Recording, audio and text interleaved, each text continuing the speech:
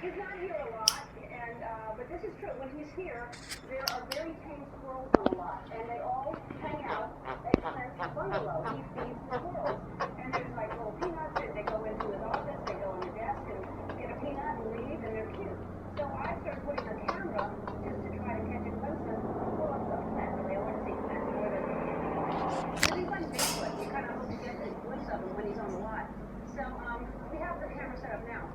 I think he's here. Let's just see what there he is. Look at that.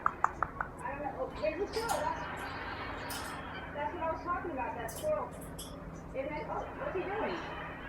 That seems odd that he's going to pour one thing. Oh, for the squirrel, I don't know that the squirrel is going to, what could they possibly be talking about? He seems very happy right there. What is that? Is that a candle? Is he